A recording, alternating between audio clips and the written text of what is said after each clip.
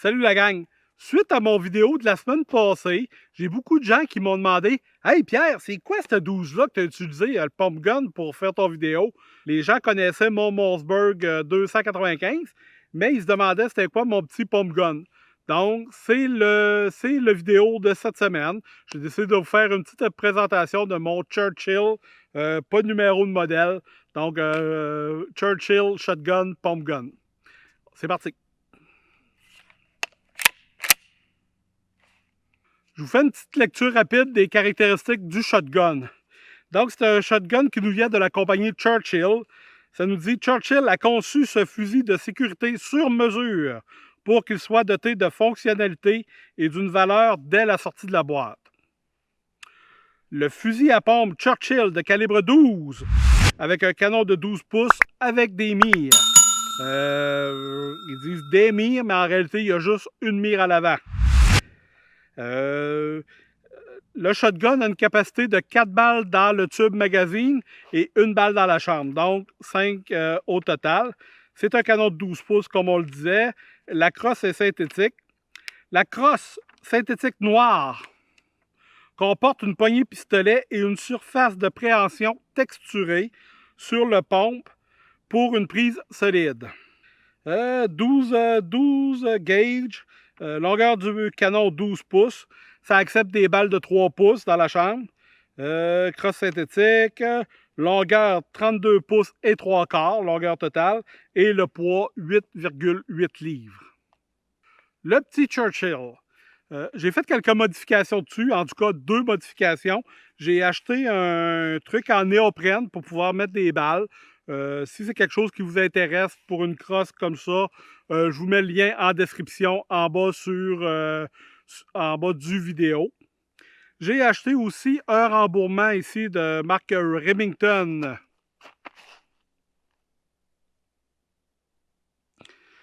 Parce que le fusil est vraiment petit. Donc, ça a quand même un bon recul dans l'épaule. Ça venait juste avec une petite plaque à peine rembourrée. Je trouvais que ça donnait trop de mal dans l'épaule. Donc, je me suis équipé d'un coussin un peu plus épais. Poignée pistolet, c'est en plastique, c'est en synthétique. On nous dit texturé. Oui, il y a de la texture, mais c'est pas une grippe à tout casser. Là, c'est bien normal. C'est pas trop, puis c'est pas assez, c'est juste correct. On a une sécurité ici au pontet. Donc, ça, c'est intéressant. On a ici le levier juste en avant du pontet pour pouvoir actionner le pompe. Le pompe fonctionne très bien. On voit qu'il n'y a pas beaucoup de lousse là-dedans. On voit que c'est quand même solide. Moi, c'est ce qui m'a surpris dans ce fusil-là, que c'était très...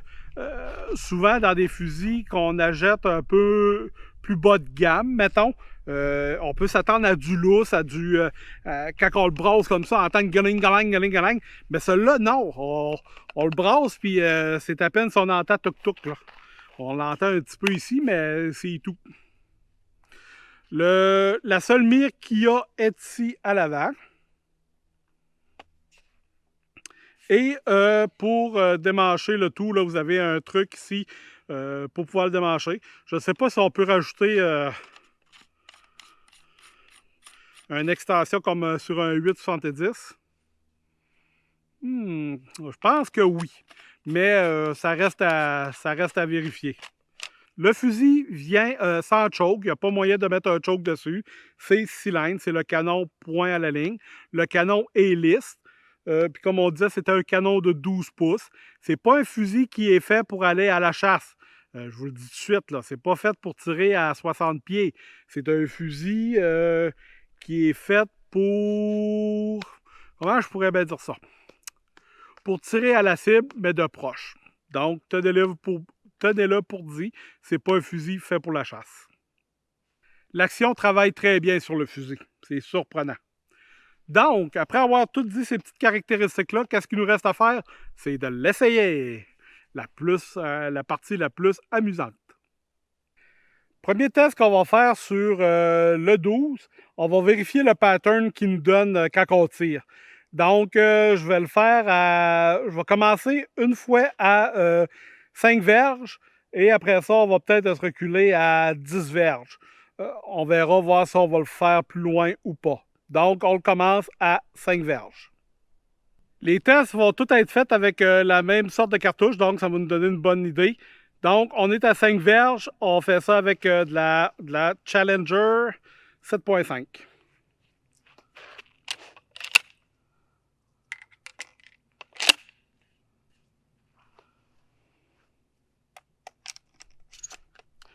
Deux balles chaque fois.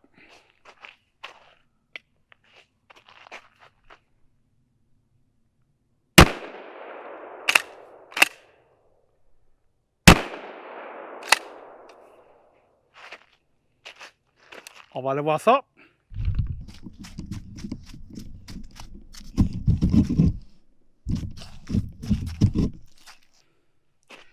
Donc, j'avais un point noir ici. Le point noir est disparu. On peut voir là, que le pattern, là, ça nous fait une sorte de rond. Là, si je peux me permettre de vous le faire au stylo.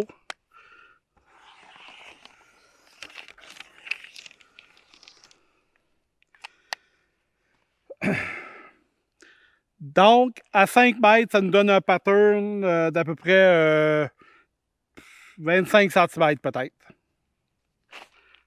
Pattern à 10 mètres.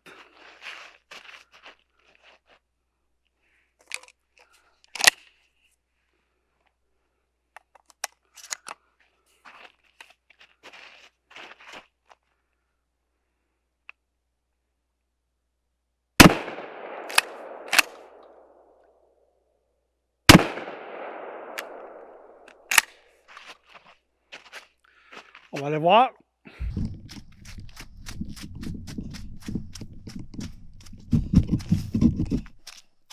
Ça ici, il ne faut pas vous occuper de ça. C'est les wads, les bourrures en plastique. Donc, à 10 mètres,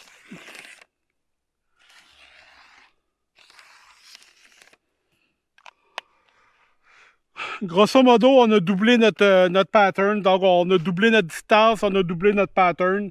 Mais c'est quand même encore bon pour un canon de 12 pouces. Je visais ici là, sur le petit point noir. Le grouping est très bon. Donc, notre cible est à 20 mètres. J'ai hâte de voir ce que ça va donner. C'est parti, 20 mètres.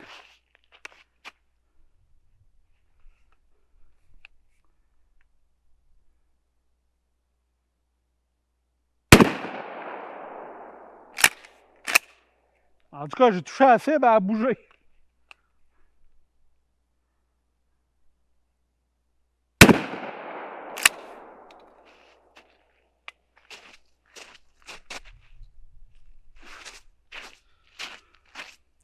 On va aller voir ça.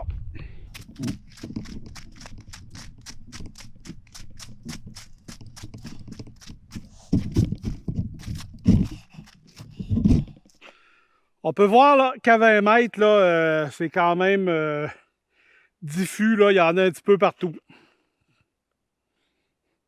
Mais ça rentrait quand même avec une certaine puissance parce que la cible a bougé. Prochain petit exercice, on a 5 pigeons d'argile que j'ai installés sur le banc de neige. Et ça tombe bien parce qu'on a 5 balles de 12 à tirer. Donc, c'est parti, on essaie de les faire le plus rapidement possible.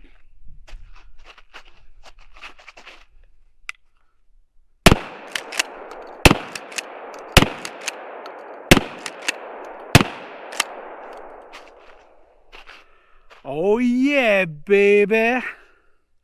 Oh, que ça tire bien. 5 pigeons, 5 balles.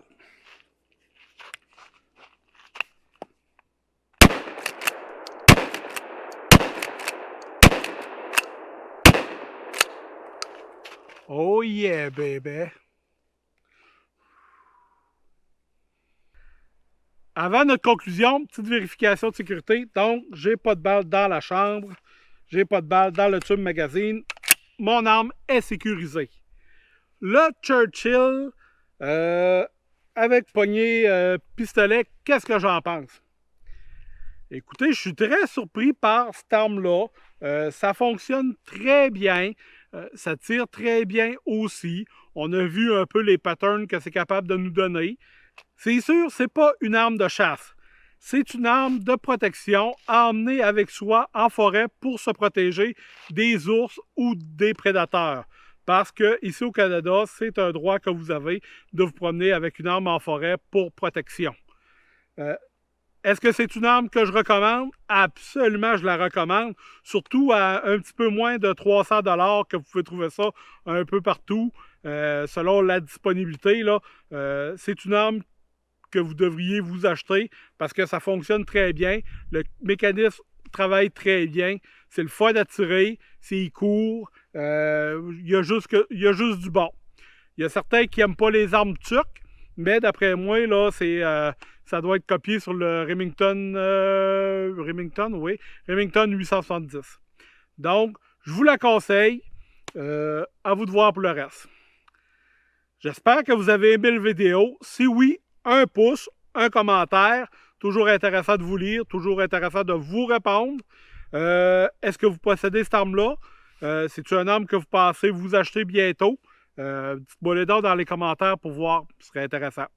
Donc, je vous dis à la prochaine et c'est ça, à la prochaine.